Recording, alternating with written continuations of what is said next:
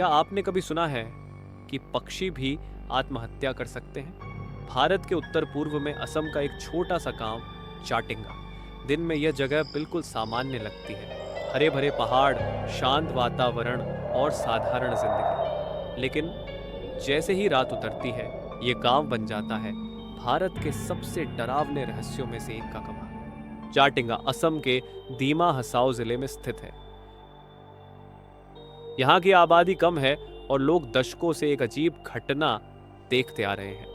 हर साल सितंबर से नवंबर के बीच कुछ खास रातों में सैकड़ों पक्षी अचानक अंधेरे में उड़ते हुए सीधे बिजली के खंभों, दीवारों और जमीन पर टकराकर मर जाते हैं। गांव वालों ने इसे नाम दिया पक्षियों की आत्महत्या। इस रहस्य का पहला लिखित रिकॉर्ड मिलता है 1905 में ब्रिटिश चाय बागान अधिकारियों के दस्तावेजों में। उन्होंने लिखा, रात के समय अज्ञात कारणों से पक्षी खुद को मार रहे हैं। शुरुआत में इसे अंधविश्वास माना गया, लेकिन जब वैज्ञानिकों ने देखा कि यह घटना हर साल एक ही समय एक ही मौसम में होती है, तो सवाल उठने लगे। सबसे बड़ा सवाल, क्या पक्षी सच में आत्महत्या कर रहे हैं? वैज्ञानिक कहते हैं नहीं। तो फिर क्या?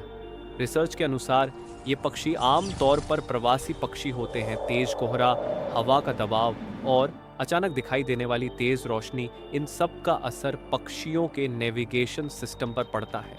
चाटिंगा में जब कोहरा घना होता है और गांव की लाइटें जलती हैं, तो पक्षी रोशनी की ओर आकर्षित हो जाते हैं, लेकिन कोहरे के कारण उन्हें दिशा का अंदाजा नहीं रहता।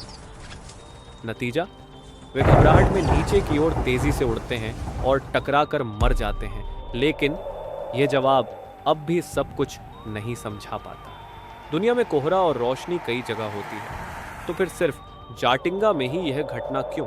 कुछ वैज्ञानिकों का मानना है यहाँ की भौगोलिक बनावट, पहाड़ियों के बीच हवा का अजीब दबाव और चुंबकीय बदलाव मिलकर पक्षियों के दिमाग को कंफ्यूज कर देते हैं। लेकिन आज तक कोई भी सिद्धांत पूरी तरह साबित नहीं हो पाया। गांव वालों का कहना है पक्षी घायल हालत में जमीन पर गिरते हैं। वे उड़ सकते हैं लेकिन उड़ते नहीं। कुछ लोग मानते हैं कि ये पक्षी सम्मोहित हो जाते हैं। कुछ बुजुर्ग आज भी कहते हैं यह जंगल किसी श्राप में है। 1990 के बाद भारत सरकार और पक्षी संरक्षण संगठनों ने इस पर ध्यान दिया। गांव में लाइट्स कम की गई, कुछ समय के लिए बिजली बंद रखी गई, पक्षियों को पकड़कर सुरक्षित जगह छोड़ा गया। इन उपायों से मौतों की संख्या कम जरूर हुई, लेकिन रहस्य अब भी पूरी तरह खत्म नहीं हुआ।